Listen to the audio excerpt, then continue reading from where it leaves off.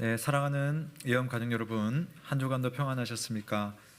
참 좋은 봄날에 우리 좋은 가족들과 함께 이렇게 예배를 드리게 되어서 얼마나 좋은지 모릅니다. 오늘도 우리 주님께서 주의 백성들을 위하여서 준비해 주신 은혜의 시간, 또 하나님의 천국에 귀하신 잔치가 우리에게 벌어질 줄로 믿습니다. 기쁜 마음으로 하나님을 예배하고 또 주께서 주시는 좋은 것을 마음껏 누리시는 이 시간 되시길 주님의 이름으로 축복합니다. 우리 한번 자리에서 일어나셔서 오늘 함께 예배 자리에 나오신 우리 성도들 서로 한번 인사하겠습니다. 한 주간 수고하셨습니다. 예배 잘 드립시다. 우리 한번 인사하겠습니다. 한 주간 수고하셨습니다. 예배 잘 드립시다. 네, 고맙습니다. 오늘 우리를 불러주신 고마우신 주님의 이름을 함께 부르며 주님 앞에 나아가겠습니다. 하나님이여 내 마음을 정하였사오니 내가 노래하며 나의 마음을 다하여 찬양하리로다. 아멘. 하나님 우리 아버지와 주 예수 그리스도로부터 은혜와 평강이 있기를 원하노라. 아멘. 다 함께 영광 찬송 드리겠습니다. 예수 우리 왕이여 찬송가 38장입니다.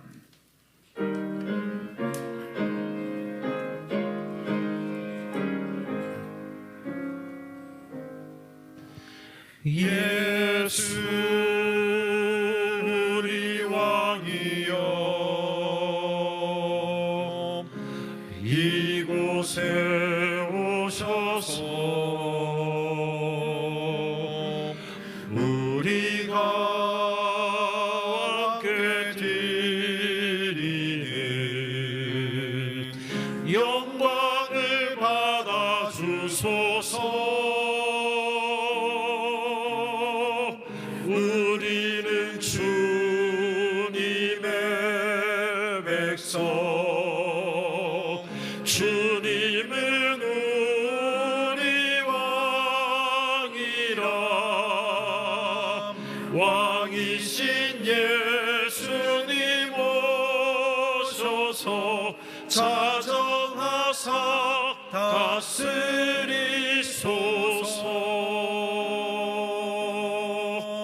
예수 우리 주시여 이곳에 오셔서 우리가 주께 드리는 찬양을 받아 주소서. 우리는 주님의 종들, 주님은 우리 주시라.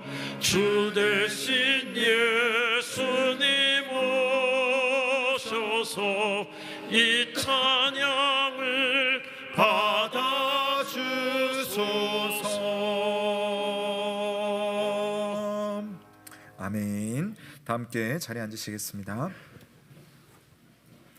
이 시간 우리 주님께서 우리에게 주신 10가지 계명 10계명을 낭독하겠습니다. 하나님이 모든 말씀으로 말씀하여 이르시되 나는 너를 애굽 땅 종되었던 집에서 인도하여 낸 내 하나님 여호와니라. 제 1은 너는 나 외에는 다른 신들을 내게 두지 말라. 제 2는 너를 위하여 새긴 우상을 만들지 말고 또 위로 하늘에 있는 것이나 아래로 땅에 있는 것이나 땅 아래 물속에 있는 것에 어떤 형상도 만들지 말며 그것들에게 절하지 말며 그것들을 섬기지 말라. 나 내 하나님 여호와는 질투하는 하나님인즉 나를 미워하는 자의 죄를 갚되 아버지로부터 아들에게로 3, 4대까지 이르게 하거니와 나를 사랑하고 내 계명을 지키는 자에게는 1000대까지 은혜를 베푸느니라. 제3은 너는 내 하나님 여호와의 이름을 망령되게 부르지 말라. 여호와는 그의 이름을 망령되게 부르는 자를 죄 없다 하지 아니하리라. 제4는 안식일을 기억하여 거룩하게 지키라. 엿새 동안은 힘써 내 모든 일을 행할 것이나 일곱째 날은 내 하나님 여호와의 안식일인즉 너나 내 아들이나 내 딸이나 내 남종이나 내 요종이나 내 가축이나 내 문 안에 머무는 객이라도 아무 일도 하지 말라. 이는 엿새 동안에 나 여호와가 하늘과 땅과 바다와 그 가운데 모든 것을 만들고 일곱째 날에 쉬었음이라. 그러므로 나 여호와가 안식일을 복되게 하여 그 날을 거룩하게 하였느니라. 제 5는 내 부모를 공경하라. 그리하면 내 하나님 여호와가 내게 준 땅에서 내 생명이 길리라. 제 6은 살인하지 말라. 제 7은 간음하지 말라. 제 8은 도둑질하지 말라. 제 9는 내 이웃에 대하여 거짓 증거하지 말라. 제 10은 내 이웃의 집을 탐내지 말라. 내 이웃의 아내나 그의 남종이나 그의 요종이나 그의 소나 그의 나귀나 무릇 내 이웃의 소유를 탐내지 말라. 예수께서 이르시되 내 마음을 다하고 목숨을 다하고 뜻을 다하여 주 너의 하나님을 사랑하라 하셨으니 이것이 크고 첫째 되는 계명이요 둘째도 그와 같으니 내 이웃을 내 자신같이 사랑하라 하셨으니 이 두 계명이 온 율법과 선지자의 강령이니라. 아멘. 이 시간 하나님의 계명을 생각하며 우리 한 주간의 삶을 돌아보며 참여의 기도를 드리겠습니다. 우리 하나님께서 우리를 사랑하시고 우리를 불러주신 그 하나님의 부름에 합당한 삶을 우리는 한 주간 살았는가? 내 마음이, 내 말이, 내 행실이 하나님을 드러내며 하나님의 영광을 나타내는 삶을 살았는가 한번 돌아보시기 바랍니다. 그리고 아울러 나와 함께하고 내가 사랑하고 내가 용납하고 내가 용서하라고 주신 내 가족, 내 이웃, 내 동료들에게 나는 주님의 마음으로 그들을 대했는지 한번 살펴보며 그러하지 못했던 내 마음의 부끄러운 모습들, 또 차마 입으로 내지는 않았지만 내 속으로 부끄러웠던 내 안에 있는 악한 마음들, 미움의 마음들, 이 시간 주님 앞에 고백하며 주의 용서를 구할 때에 우리를 깨끗하게 하시고 우리를 새롭게 해주시는 주님을 이 시간 만날 수 있습니다. 우리 다 함께 회개하며 주님의 은혜를 구하겠습니다. 기도하겠습니다. 살아계신 하나님 아버지, 오늘 하나님 앞에 온전한 마음으로 나아가 주의 뜻을 구하고 주님 앞에 나아가고 주님의 역사를 이루어 나갈 수 있는 그러한 우리들이 될 수 있도록 주께서 인도하여 주옵소서. 하나님, 내 마음속에 하나님보다 훨씬 더 소중하게 여기는 그러한 인간적인 욕심들이 있고 또 추구하는 것들이 있고 보이지 않는 우상들이 내 마음속에 들어차 있습니다. 하나님을 사랑해야 되는 순간에 하나님보다 나의 편안함을 위해서 애쓰고 고민하고 또 기도했던 나의 모습을 주님 아십니다. 하나님, 긍휼히 여겨주시고 용서하여 주시옵소서. 아버지, 사랑해야 되는 사람을 마음대로 판단하고 또 아끼지 못하였고 섬기지 못하였던 내 마음의 부끄러운 모습을 주께서 아시오니 주여 용서하여 주시고 새롭게 하여 주시옵소서. 아버지 앞에 거룩한 몸으로 또 거룩한 마음으로 나아가기를 원하오니 주님 인도하시고 은혜를 베풀어 주시옵소서. 아버지 주를 바라볼 수 있도록, 주를 알아갈 수 있도록, 주님 앞에 새 마음 새 뜻으로 설 수 있도록 주여 인도하여 주옵소서. 은혜를 베풀어 주시고 함께하여 주시길 주님과 내리 바라보니 주께서만 중화를 붙드셔서 인도하여 주옵소서. 아버지, 거룩한 마음이 회복될 수 있도록 주여 은혜를 베풀어 주셔서 함께하여 주십소서. 주님.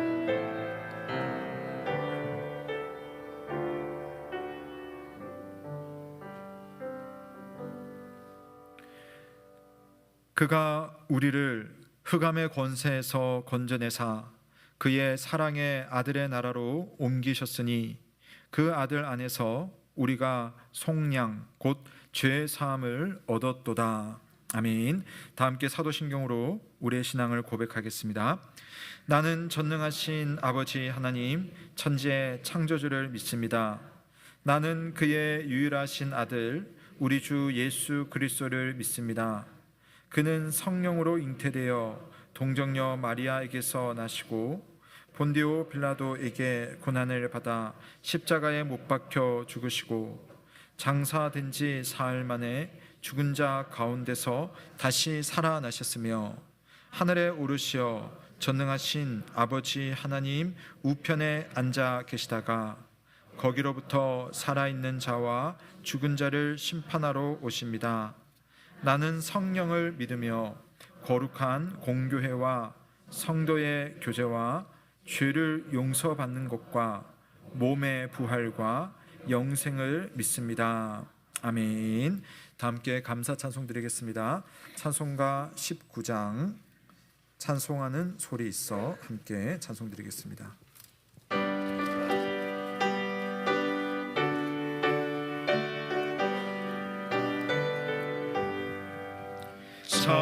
찬송하는 소리 있어 사랑 기뻐하도다.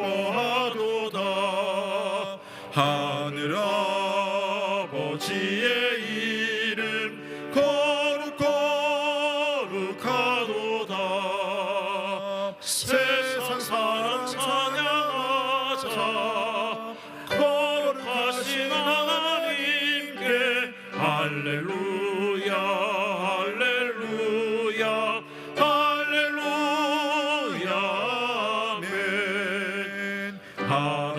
하나님의 나라 권세 영원토록 있도다.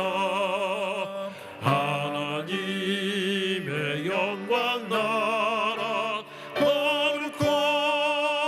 거룩하도다. 하늘 보좌 계신 주님 세상 주관하시도다. 할렐루야. 할렐루야. 할렐루야. 아멘. 하나님의 크신 섭리 그 뜻대로 되도다. 우리 아버지의 뜻은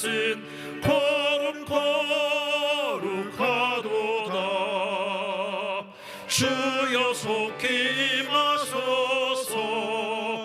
기쁜 날을 주옵소서. 할렐루야. 할렐루야. 할렐루야.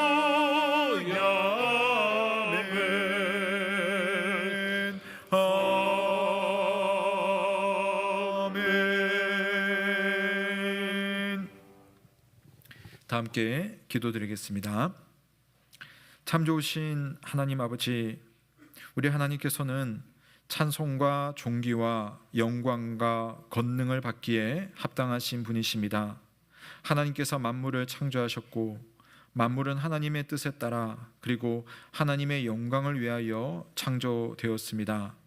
하늘과 땅과 바다와 그 안에 이처럼 모든 것을 만드신 우리 하나님을 우리는 찬양하고 예배하길 원합니다.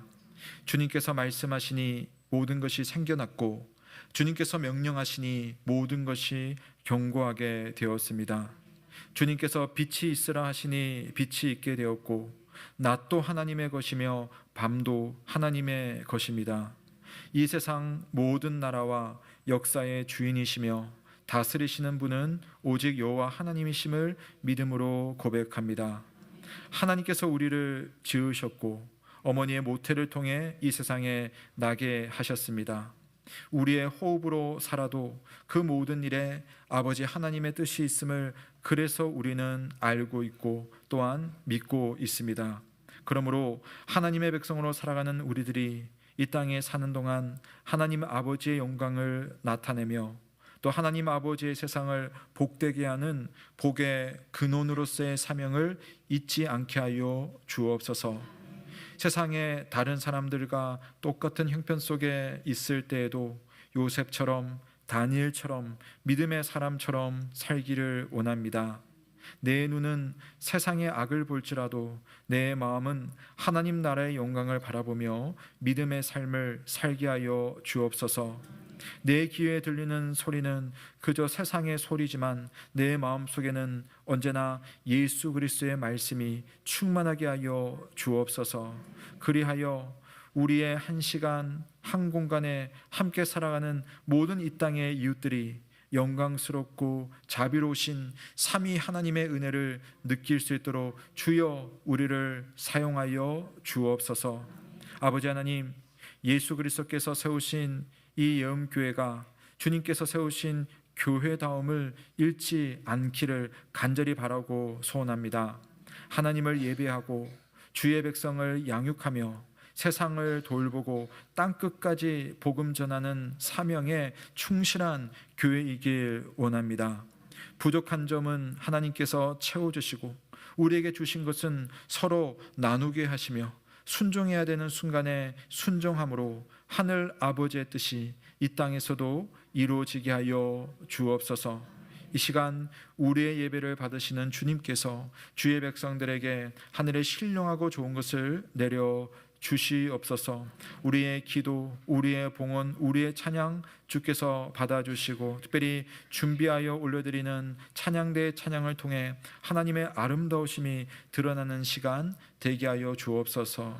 특별히 우리 중 장례 중인 성도, 투병 중인 성도, 마음이 상한 성도, 믿음의 결단이 필요한 성도들이 있습니다.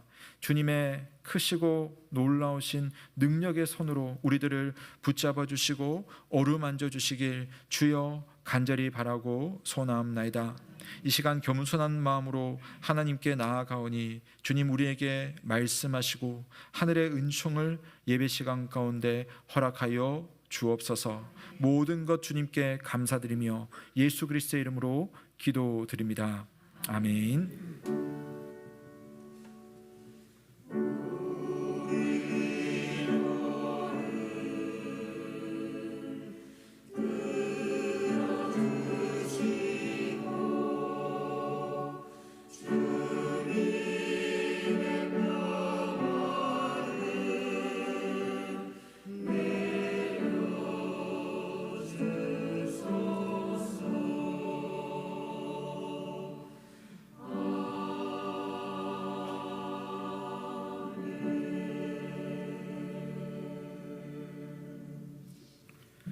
오늘 우리에게 주시는 하나님의 말씀은 마가복음 7장 14절에서 23절 말씀입니다.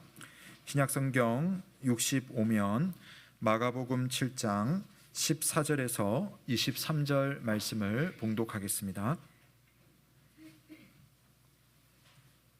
무리를 다시 불러 이르시되 너희는 다 내 말을 듣고 깨달으라. 무엇이든지 밖에서 사람에게로 들어가는 것은 능히 사람을 더럽게 하지 못하되 사람 안에서 나오는 것이 사람을 더럽게 하는 것이니라 하시고 무리를 떠나 집으로 들어가시니 제자들이 그 비유를 묻자온데 예수께서 이르시되 너희도 이렇게 깨달음이 없느냐. 무엇이든지 밖에서 들어가는 것이 능히 사람을 더럽게 하지 못함을 알지 못하느냐. 이는 마음으로 들어가지 아니하고 배로 들어가 뒤로 나감이라. 이러므로 모든 음식물을 깨끗하다 하시니라. 또 이르시되 사람에게서 나오는 그것이 사람을 더럽게 하느니라.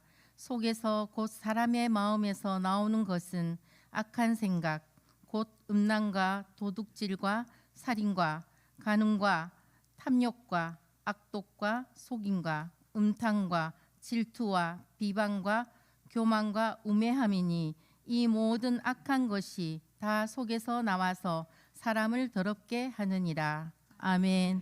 이는 하나님의 말씀입니다. 하나님께 감사드립니다. 고맙습니다. 이 시간 할렐루야 찬양대가 이 세상의 모든 죄를 이라는 찬양으로 성삼위 하나님의 영광을 찬양드리겠습니다.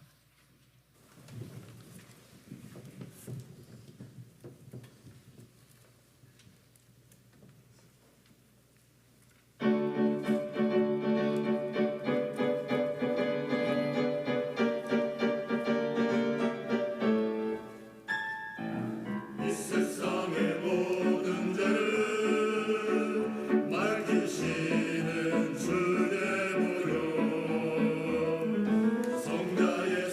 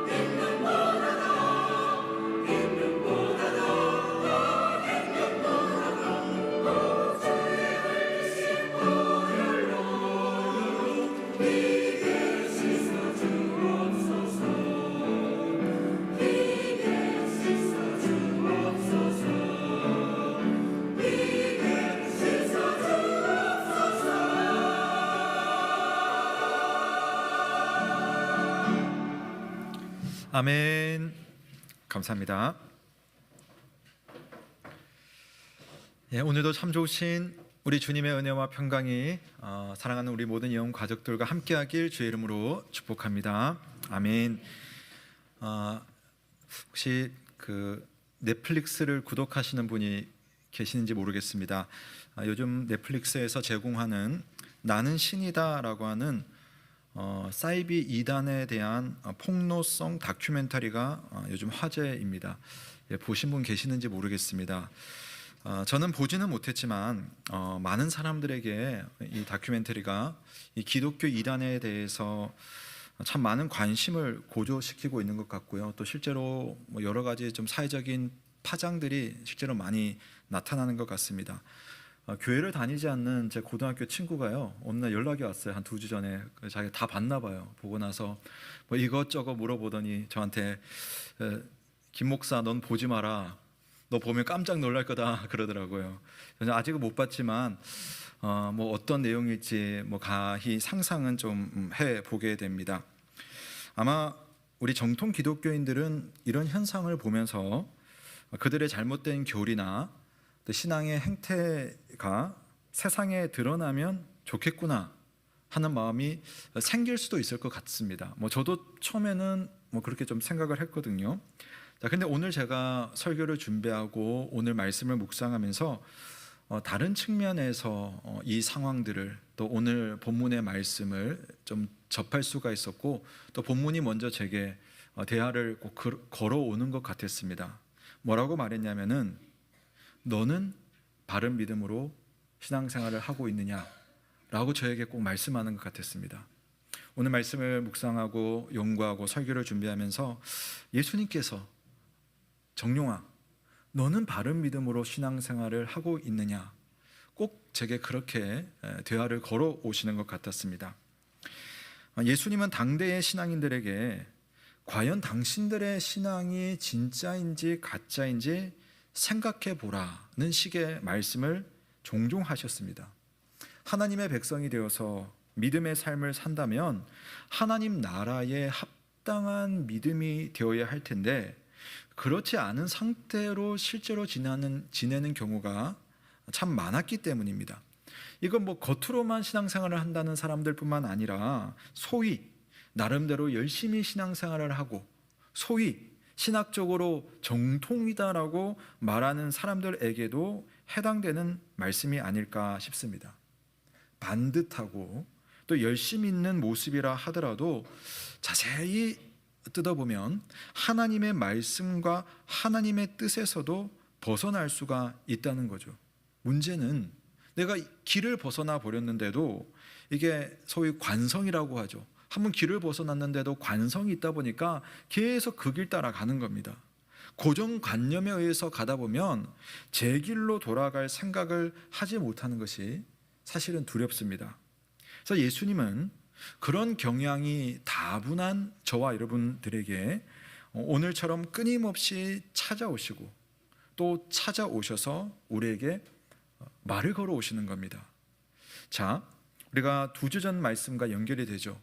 예수님의 제자들이 식사 전에 손을 씻는 정결 예법을 지키지 않자 바리새인들과 서기관들이 예수님의 제자들을 비난했습니다. 아니, 어째서 당신의 제자들은 장로들의 전통을 준행하지 않고 부정한 손으로 떡을 집어먹습니까? 자, 이랬더니 예수님께서 대답하시기를, 너희는 어떠냐? 너희는 조상의 전통을 지키느라 정작 하나님의 계명을 지키지 않는구나 라고 책망을 하셨어요. 자, 이제 그렇게 해서 예수님과의 어떤 논쟁이 일단락이 되었습니다. 근데 그러고 나서 이제 사람들이 돌아갈 즈음이 됐어요. 자, 그런데 예수님께서 자, 사람들을 보내면서 오늘 그만하자, 나 힘들다 이렇게 말씀하시지를 않습니다. 사람들을 다시 불러들여요. 저는 이 장면이 참 제게는 인상적이었는데요. 14절 말씀을 한번 보십시오. 예수님께서 무리를 다시 불러 이르시되 너희는 다 내 말을 듣고 깨달으라 라고 말씀합니다.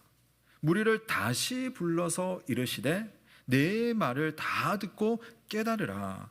여러분, 예수님은요 사람들에게 계속 들을 기회를 주십니다.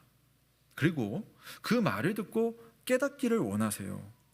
예수님은 그 자리에 있었던 사람들이 야, 예수님이랑 바리새인이랑 한판 붙었구나, 좋은 구경거리를 봤구나, 그 정도로 그치기를 원치 않으셨어요. 그래서 사람들을 다시 불러 모으시고 그들에게 당부하시기를 너희는 다 내 말을 듣고 깨달으라 라고 말씀하십니다. 신앙생활은 하나님과의 지속적인 만남과 교제로 이루어집니다.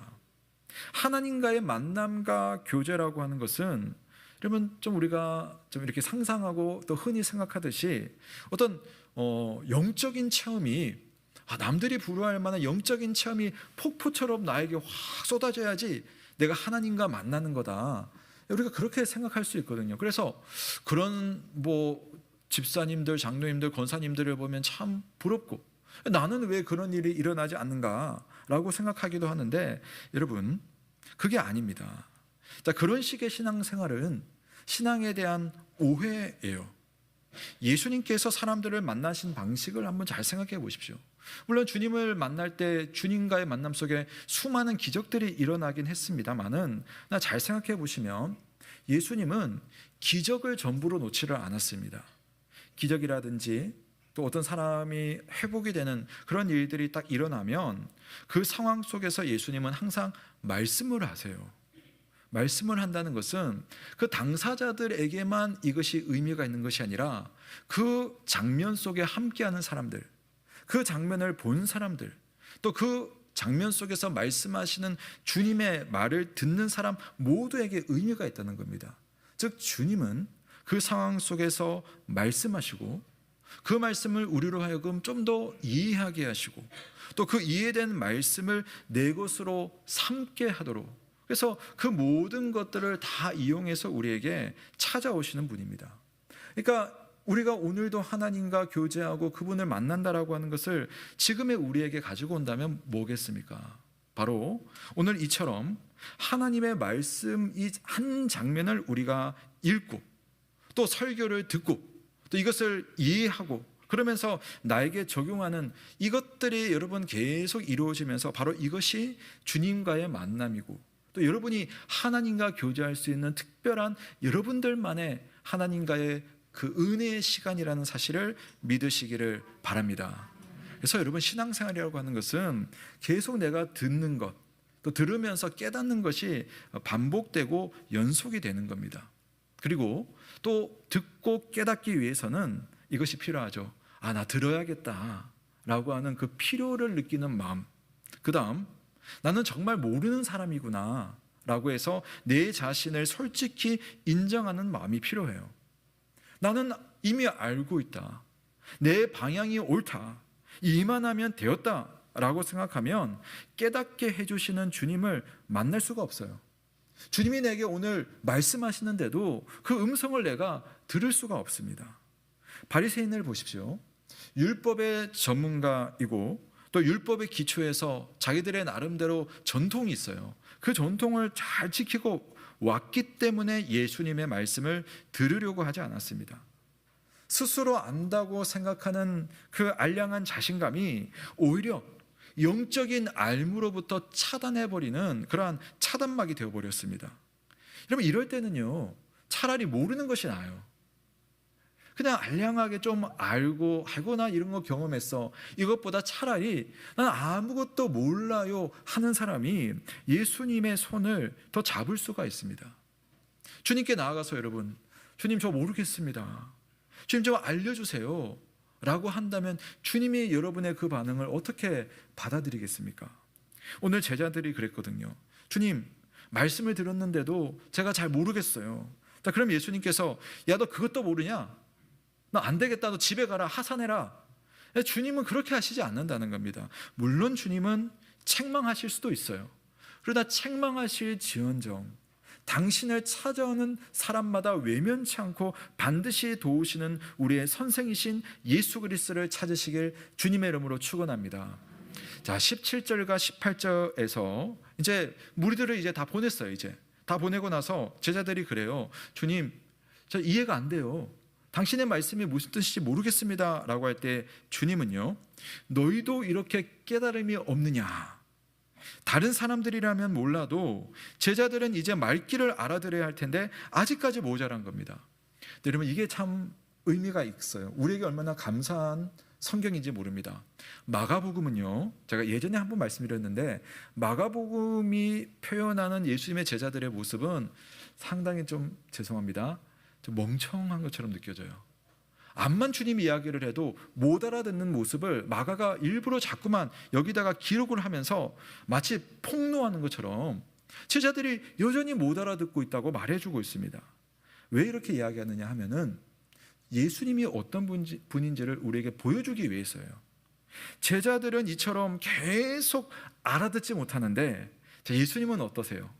그런 제자들을 향해서 계속해서 가르쳐 주시고 또 가르쳐 주시고 또 불러 모아가지고 또 가르쳐 주시는 그런 모습을 보여주고 있습니다.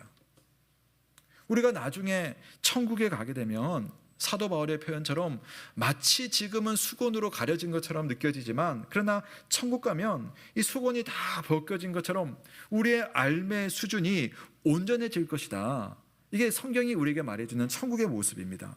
그러나 그날이 오기까지는 우리는 더 알기 위해서, 더 듣기 위해서, 주님의 뜻이 무엇인지를 더 깨닫기 위해서 우리는 모르는 이 모습 그대로 주님께 나아가서 주님, 제발 알려주세요. 제발 가르쳐 주세요. 제발 깨닫게 하여 주세요 라고 할수록 우리는 이 땅에서 조금씩 조금씩 바른 믿음을 향해서 나아갈 수가 있는 겁니다. 그리고 여러분, 예수님께서 그러셨잖아요. 듣고 깨달으라, 듣고 깨달으라 라고 말씀하실 때는, 자, 이게 이런 의미인 거죠. 내가 너희에게 들려주겠다, 이 말 아니겠어요? 내가 너희들을 깨닫게 해주겠다, 이 말인 거죠. 누구라도 할 수 있다는 말입니다. 왜냐? 성령 하나님께서 오늘도 우리를 도우시기 때문임을 믿으시기를 바랍니다. 요한복음 14장에 보면 주님이 이렇게 약속하셨어요. 내가 아버지께 구하겠으니 그가 또 다른 보혜사, 우리 지난주 김철호 목사님 말씀하셨죠. 우리를 도우시는 성령을 너희에게 주사 영원토록 너희와 있게 하리니 그는 무슨 영이요? 진리의 영이라. 세상은 능히 그를 받지 못하지만, 그를 보지도 못하고 알지도 못하겠지만 너희는 그를 아나니, 왜냐?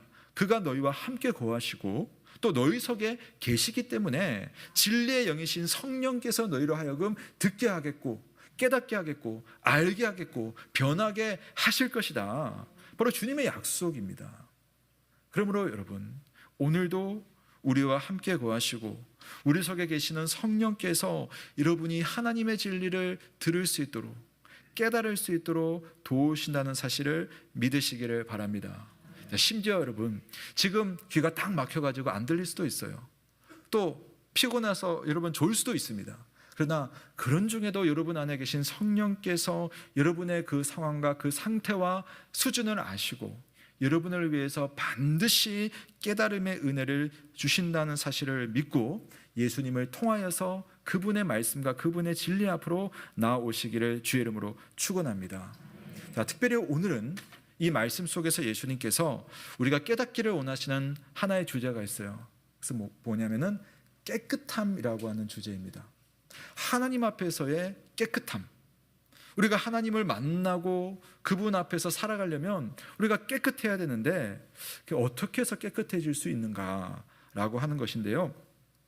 사실 여러분, 우리가 깨끗한 문제를 알기 전에 우리의 상태를 좀 이해할 필요가 있습니다. 예수님도 그렇고 바리새인도 그렇고 그 예수님과 바리새인이 공통적으로 가지고 있었던 죄송합니다. 생각이 있었어요. 그게 뭐냐면은 우리 인간이 하나님 앞에서 너도 나도 깨끗하지 못하다. 이게 주님도 아시고 또 바리새인들도 알고 있는 우리 인간의 문제였습니다. 그렇다면 이 문제를 해결해야 될 텐데, 문제를 해결하기 위해서 여러분, 어떤 문제를 해결하려면 제일 먼저 뭘 생각합니까? 왜 이 일이 일어났는가? 왜 우리가 더럽게 되었는가? 왜 우리가 깨끗하지 못한가에 대한 원인을 찾아야 되는 거죠. 그런데 이제부터 예수님과 이 바리새인이 찾아가는 그 문제의 원인이 달라지는 겁니다. 자, 바리새인들의 경우에는 구약의 율법과 장로들의 전통을 따라서 인간의 문제를 판단했어요. 근데 뭐라고 생각했냐면은 인간이 더러운 외부와의 접촉에 의해서 사람이 더럽혀진다 라고 생각을 했습니다. 외부의 어떤 더러운 대상, 더러운 생각, 또 더러운 어떤 존재들 때문에 내가 그들의 영향을 받아가지고 내가 더러워진다라고 생각을 했어요. 뭐 사실 틀린 건 아닙니다. 구약의 율법에 보면 외부에 있는 대상 때문에 인간이 더럽혀진다라고 하는 구약의 율법의 일정적인 조항이 분명히 있어요. 그래서 장로들의 전통에는 앞에서 본 것처럼 손을 씻어야 된다라는 규정이 생겨나게 된 겁니다. 근데 문제는 이렇게만 원인을 생각하고 이 문제를 해결하기 위해서 손 씻는 어떤 정결 예식만을 추구하다 보니까 바리새인들이 신학적인 착각을 하게 됩니다. 어떤 착각을 하냐면은, 자, 우리가 이 규례를 잘 지켜왔어.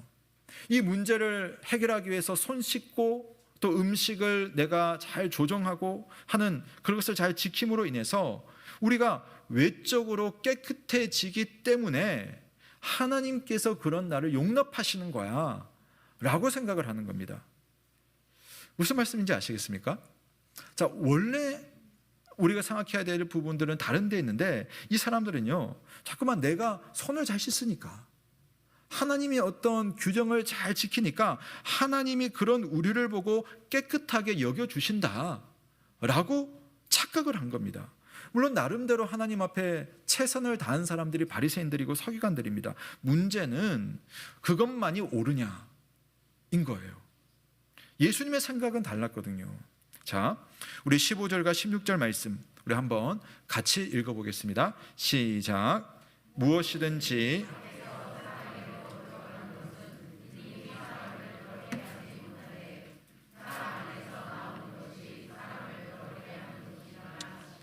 아멘.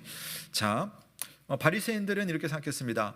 밖에서 내게 접촉되는 것 때문에 내가 더러워진다. 그래서 내가 법을 지키고 또 율법의 어떤 조항들을 만들어서 잘 지키면 하나님 보시기에 깨끗하니까 하나님 나를 받아주신다라는 생각을 했어요. 자, 근데 예수님께서는 바리새인들이 생각했던 것과 정반대 생각을 한 거죠. 처음에 우리가 2주 전에 볼 때 예수님의 제자들에 대해서 왜 조상의 전통을 따르지 않고 부정한 손으로 음식을 먹느냐라고 물었을 때에 이제 예수님께서 사실은 직접적인 대답을 하시는 겁니다. 너희가 씻는 의식을 행하지 않은 손으로 음식을 먹는다고 해서 그 사람이 부정해지는 것이 아니다. 밖에서 안으로 들어가는 음식이 사람을 더럽게 하는 것이 아니라 사람 안에서 나오는 무엇인가가 사람을 더럽게 하는 것이다. 그럼 안에서 나오는 것이 무엇인가? 주님이 이제 좀 이따가 설명을 해주십니다. 자, 그 전에 우리가 볼 것은, 자, 왜 예수님은 밖에서 안으로 들어오는 것이 어떤 점에서 사람을 더럽히지 않는가를 한번 생각을 한번 해봐야 되지 않겠습니까? 자, 19절에서 주님이 이런 설명을 하시죠. 자, 왜냐하면 이는 마음으로 들어가지 않고, 그러니까 음식을 말합니다. 밖에서 들어오는 그 음식이 마음으로 들어가지 아니하고 배로 들어가서 뒤로 나감이라. 이러므로 모든 음식물을 깨끗하다 하시니라 라고 주님께서 말씀하셨습니다. 그러니까 결국 음식에 대한 이야기거든요. 음식에 대한 이야기입니다. 그럼 음식은요, 우리가 입으로 먹습니다. 배로 소화됩니다. 그 다음에 어떻게 돼요? 뒤로 배출이 되죠. 오늘 재밌게 번역됐는데 여기 뒤로 나감이라고 하는 것은 원래 이 헬라어 원문상에는 뒷관에서, 화장실에서 배출된다라고 하는 것이 직역입니다. 근데 우리가 좀 뒤로 나감이라고 한글식의 번역을 한 겁니다. 그리고 나서 예수님은 모든 음식물은 사실은 깨끗하다라고 선언을 하시는 거예요. 그럼 이게 여러분 얼마나 대단한 일인가? 구약 성경을 좀 아시는 분은 레위기 11장을 기억하실 수 있을 거예요.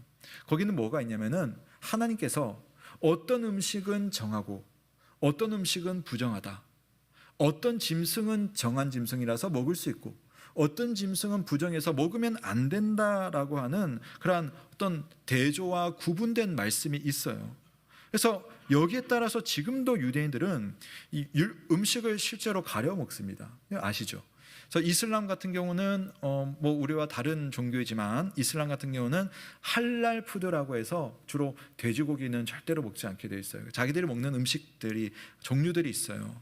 그 유대교에는 할랄 푸드가 아니라 코셔 푸드라고 하는 것이 있습니다. 코셔 푸드.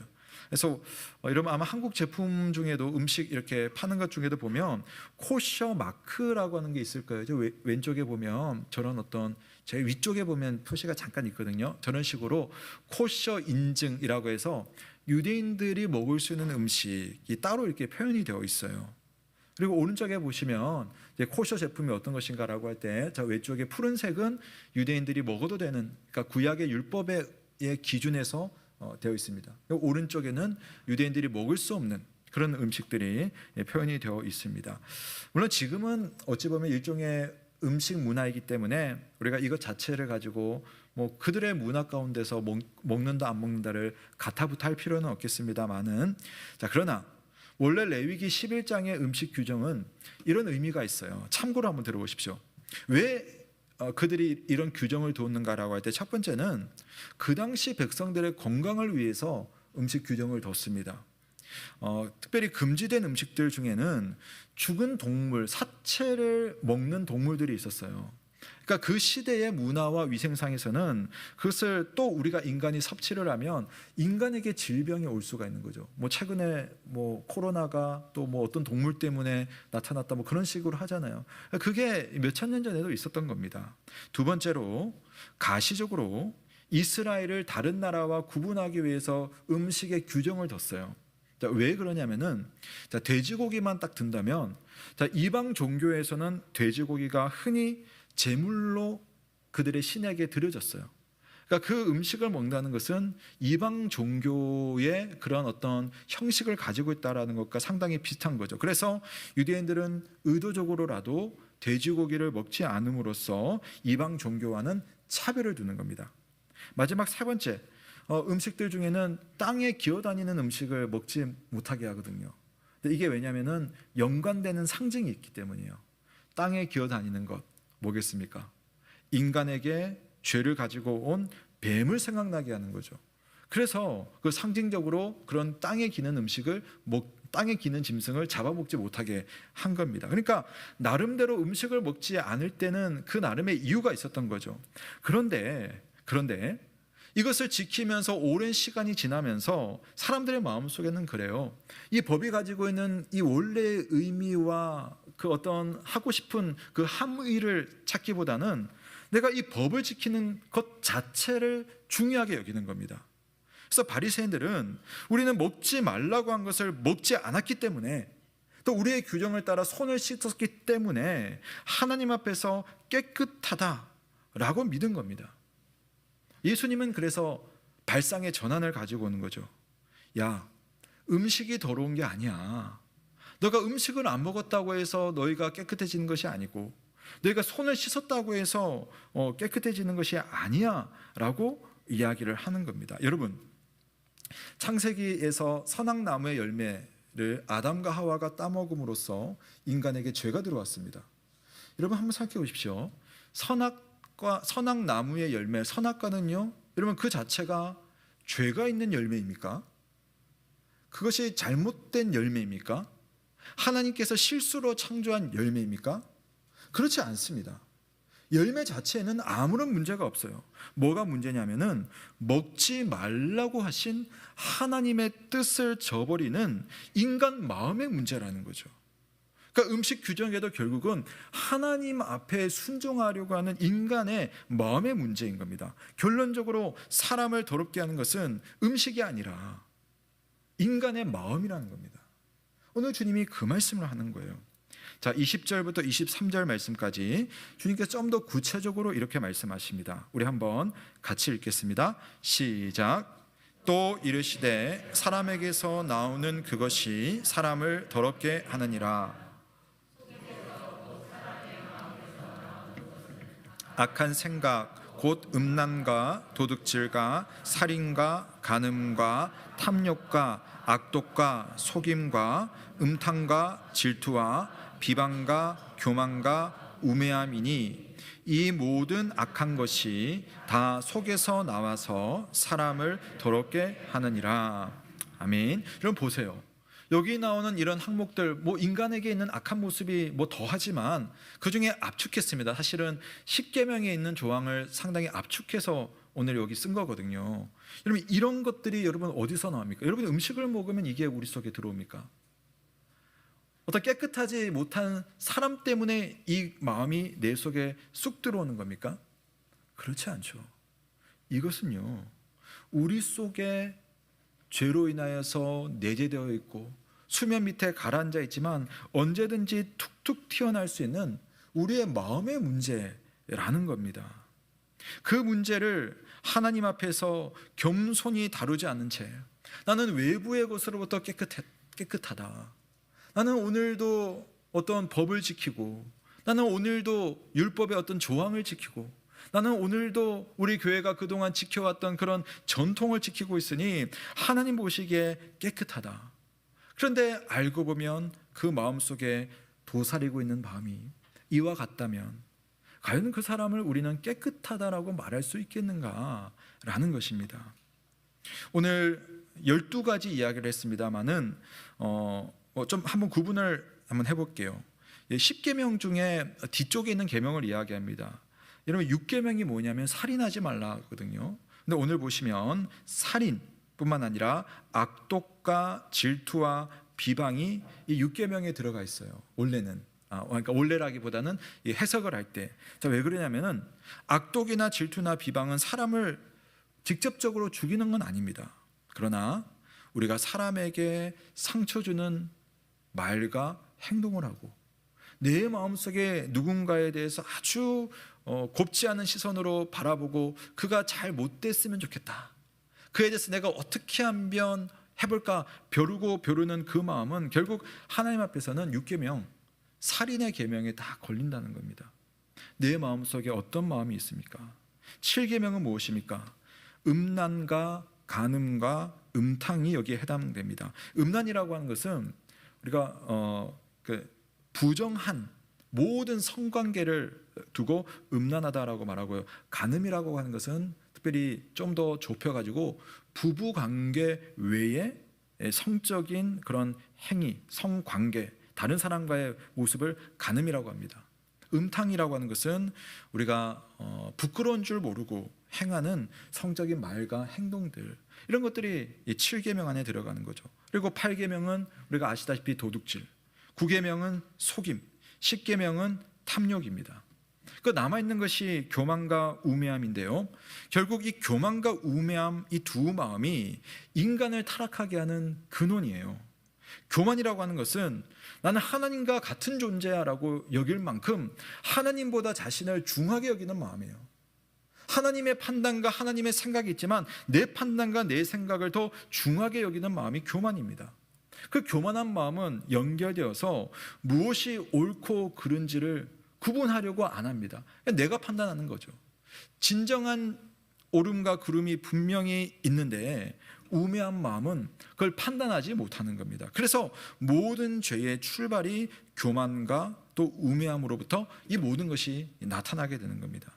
사랑하는 성도 여러분, 여러분은 이 마음의 문제를 손을 씻는 것으로 해결할 수 있겠습니까? 교회에 열심히 나와서 봉사하는 것으로 여러분 이 문제를 해결할 수 있겠습니까?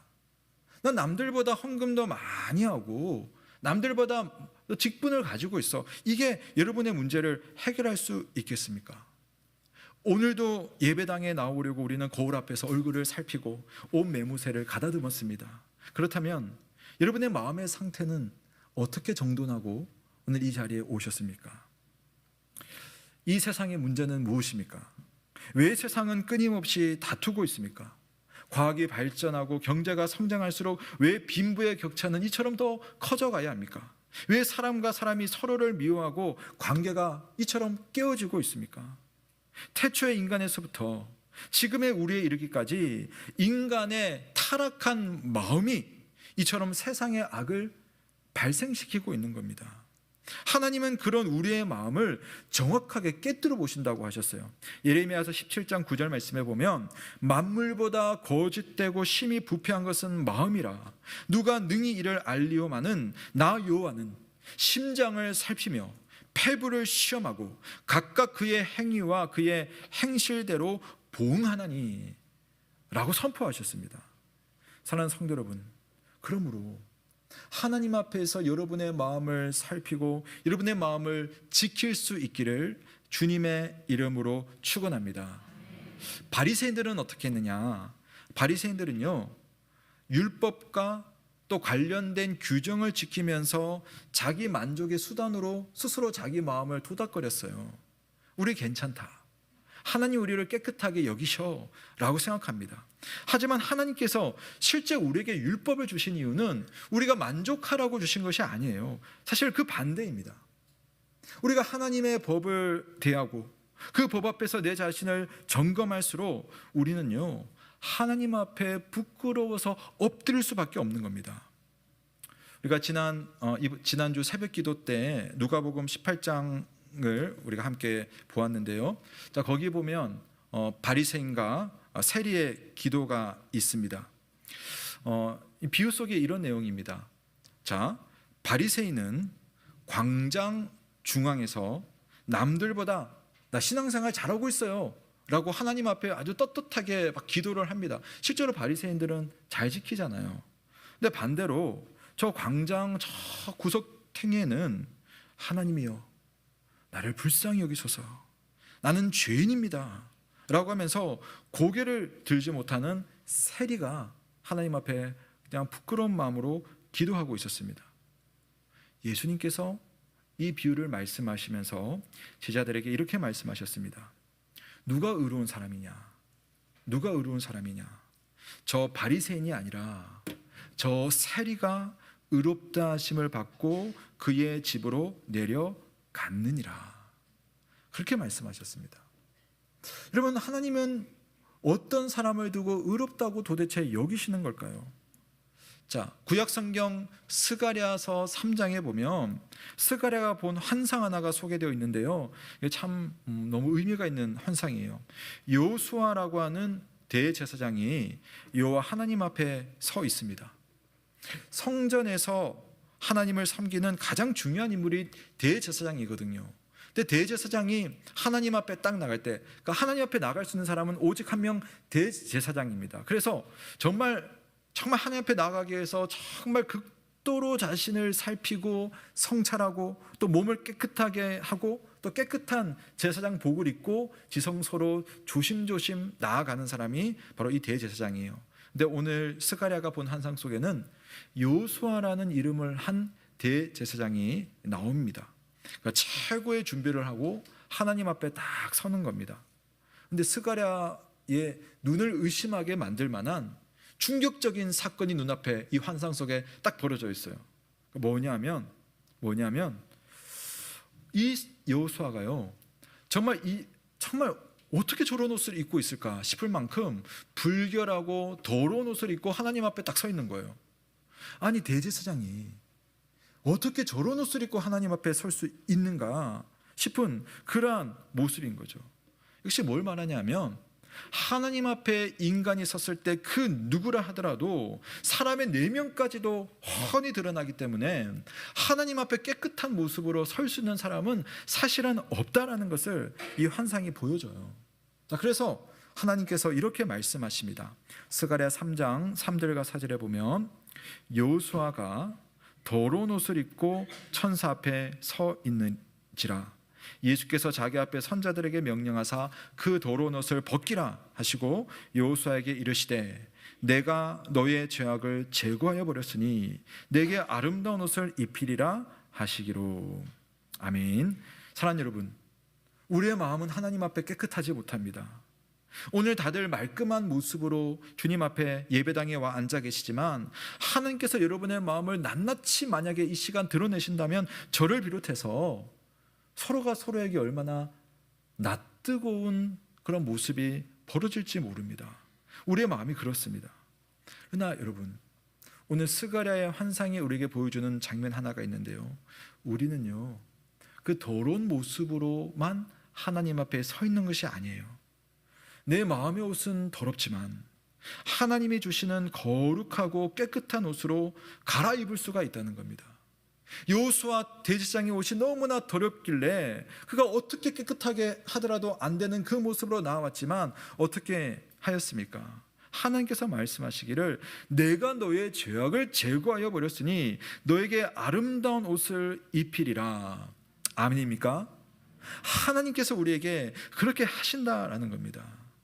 비록 하나님 앞에 부끄러운 내 모습, 내 마음의 상태라 하더라도 우리가 있는 모습 그대로 하나님 앞에 다시 서야 할 때에, 다시 설 수 있을 때에 우리 구주 예수 그리스도께서 우리의 더러운 옷을 벗겨주시고 그분의 깨끗한 의의 옷으로 입혀주신 채로 하나님 앞에 나아갈 수 있도록 우리를 인도하신다는 사실을 믿으시기를 바랍니다. 재미있는 것은 여러분, 여호수아라고 하는 이 히브리어의 이름을 헬라어로 바꾸면 예수스, 예수라는 이름이 되는 거예요. 즉 여호수아가 그 더러운 모습으로 하나님 아버지 앞에 섰지만 깨끗한 옷을 입은 것처럼 우리를 대신하신 예수 그리스도께서 우리의 더러움을 깨끗하게 하시고 우리 주님 앞에 부끄러운 그 모습을 다시 설 수 있는 모습으로 바꿔 주신다는 사실을 믿으시기를 바랍니다. 여러분, 과거에 지었던 여러분의 죄, 오늘도 실수하고 있는 여러분의 그 문제, 여전히 거룩하지 못한 내 마음, 이 모든 것들은 예수님을 만나서 해결할 수 있다는 사실을 믿으시길 바랍니다. 예수님께 손을 내밀어야 돼요. 나를 불쌍히 여겨달라고 간구하시면 되는 겁니다. 내가 의로우니까 하나님 나를 받아주세요, 그건 안 통합니다. 하나님, 내가 이처럼 죄인입니다. 내가 이처럼 주님 앞에 정말 한없이 더러운 죄인입니다.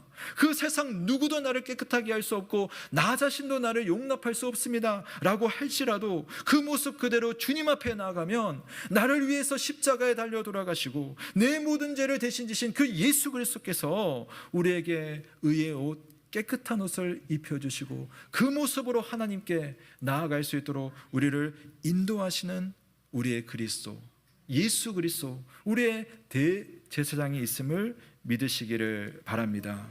우리를 하나님께로 인도하시는 예수 그리스도, 그분의 말씀만을 의지하시는 저 여러분 되시길 주님의 이름으로 축원합니다. 아멘. 주신 말씀 감사드리며 다 함께 찬송가 259장 예수 십자가에 흘린 피로써 찬송드리겠습니다. 1절, 2절, 4절 찬송드리겠습니다.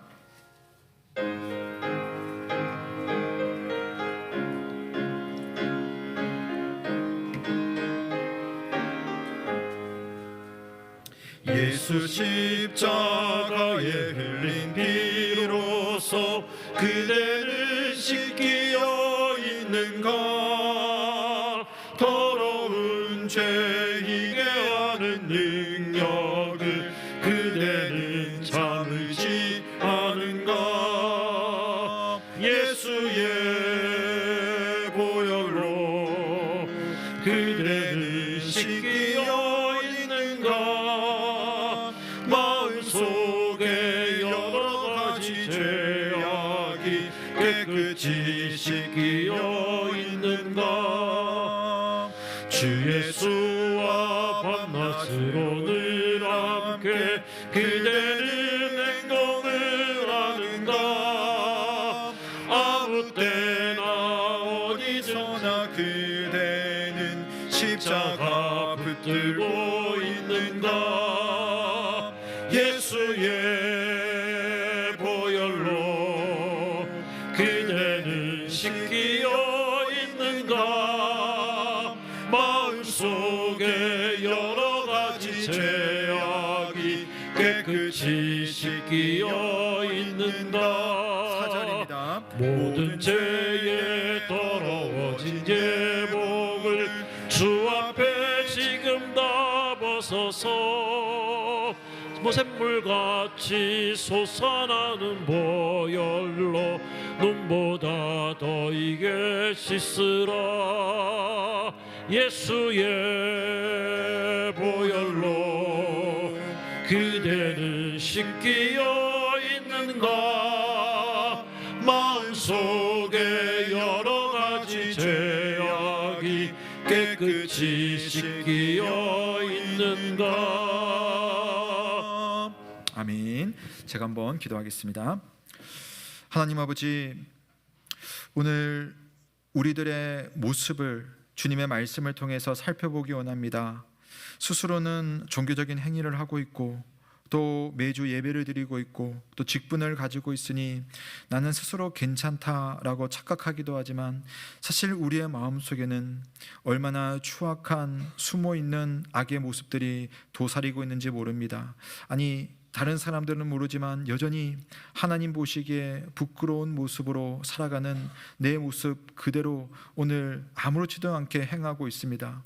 만약 하나님께서 오늘 이 순간 우리에게 오셔서 우리의 마음을 낱낱이 까발린다면 낯뜨거워서 부끄러워서 어떻게 하나님 앞에 나아갈 수 있겠습니까마는, 그럼에도 우리 하나님은 오늘도 우리에게 말씀하시고 듣게 하시고 깨닫게 하심으로 우리가 주님 앞에 새로워질 수 있도록 주의 귀한 말씀으로 인도하여 주시니 감사를 드립니다.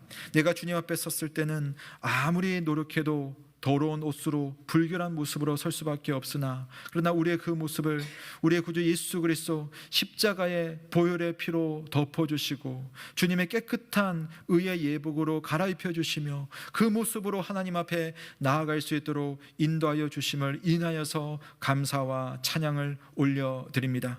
비록 지금 내 모습 그대로는 참으로 부끄러운 모습이지만 다시 한번 예수 그리스도를 의지하고 그분의 말씀을 의지하고 그분의 가르침을 깨닫고 적용함으로 주님 앞에 새로운 옷을 입고 나아가는 우리 주의 백성들이 다 될 수 있도록 인도하여 주옵소서. 하나님, 우리가 예배 때마다 회개하고 참회하지만 우리 안에 해결되어야 되는 부끄러운 죄악된 모습들이 있습니다. 하나님, 이 모습을 하나님 앞에 해결하게 하여 주옵소서. 예수 그리스도의 보혈의 십자가의 능력으로 씻어내게 하여 주시고 주님의 은혜 안에서 다시 한번 일어설 수 있는 우리 모든 주의 백성 다 될 수 있도록 주여 인도하여 주옵소서.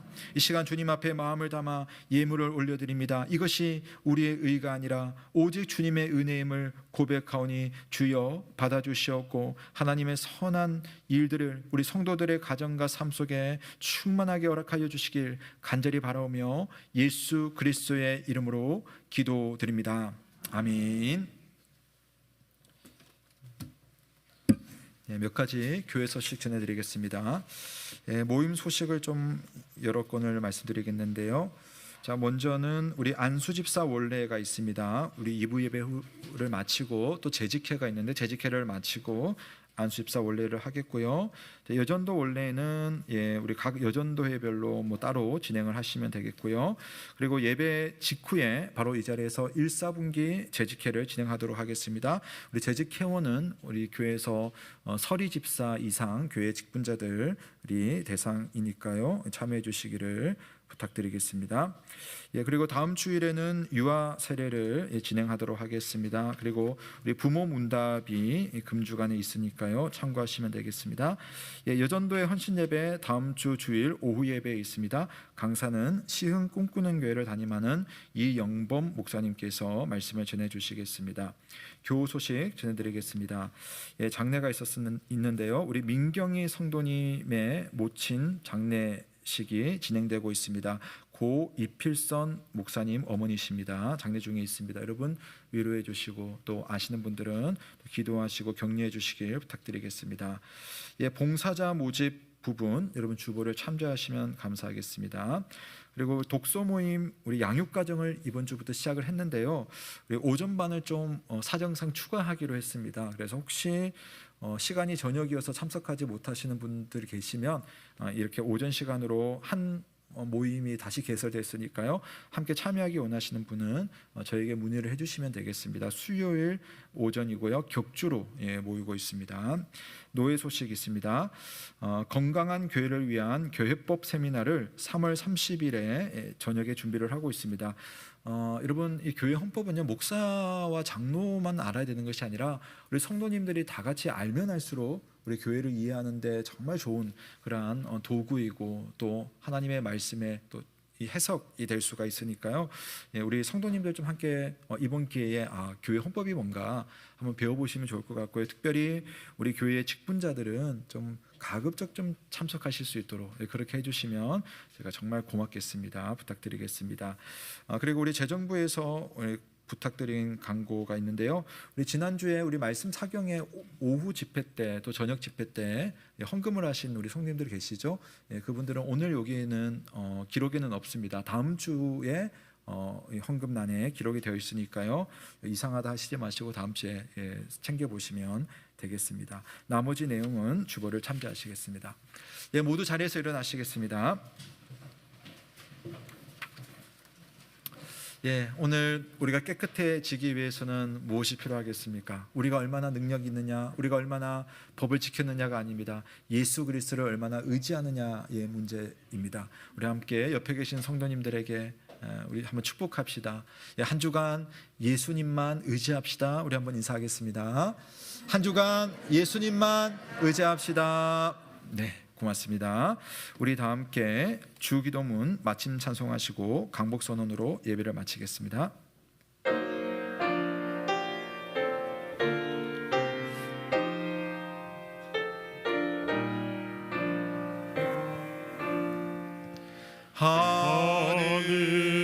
하늘에 계신 아버지 이름 거룩하사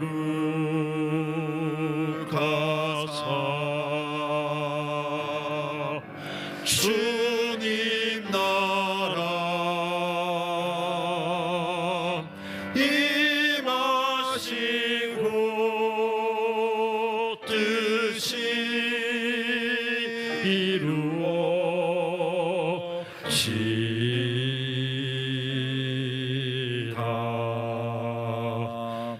일용할 양식 주시고 우리들의 큰 죄 다 용서하시고 또 시험에 들게 마시고 악에서 구원하소서. 대개 주의 나라 주의 권세 주의 영광 영원히 아멘.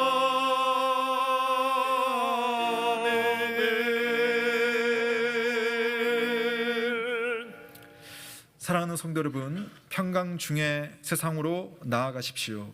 마음을 다하고 목숨을 다하고 뜻을 다하여 하나님을 사랑하고 이웃을 내 몸과 같이 사랑하시길 바랍니다. 우리 주 예수 그리스도의 크신 은혜와 하나님 아버지의 사랑과 성령의 충만하심이 너희 무리와 함께 있을지어다. 아멘.